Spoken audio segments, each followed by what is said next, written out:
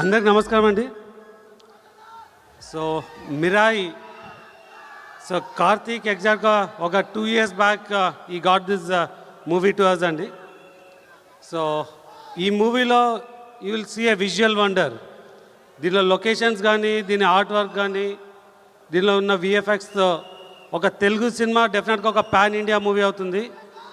ఈ మూవీతో Mirai want to take it as a pan world franchise. So ఈ సినిమాలో తేజ, హనుమాన్ తర్వాత డెడికేటెడ్గా కంటిన్యూస్గా ఈ సినిమాలో వర్క్ చేస్తున్నారండి. అండ్ మనోజ్ ఒక స్పెషల్ క్యారెక్టర్లో, హరిగౌర ఎక్స్ట్రాడినరీ మ్యూజిక్. సో దీనిలో ఫ్యాంటసీ ఉంటుంది, హిస్టరీ ఉంటుంది, సూపర్ న్యాచురల్ పవర్ ఉంటుంది అండ్ స్పిరిచువల్ ఉంటుందండి. ఈ మూవీ మీరు అందరూ థియేటర్లో చూసారని కోరుతున్నాము. Thank you.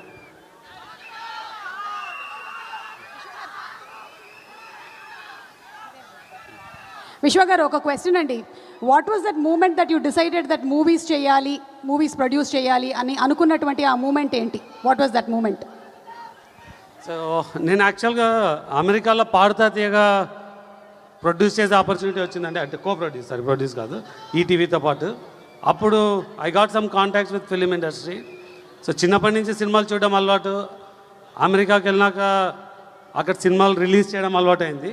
సో పర్టికులర్గా చిరంజీవి గారి సినిమాలు చూడాలంటే నేను సియాటల్లో ఉంటాను. అక్కడి నుంచి బే ఏరియా వెళ్ళి మరీ రిలీజ్ చూసేవాడిని. సో ఆ సినిమాల మీద ఇంట్రెస్ట్ ఉంది.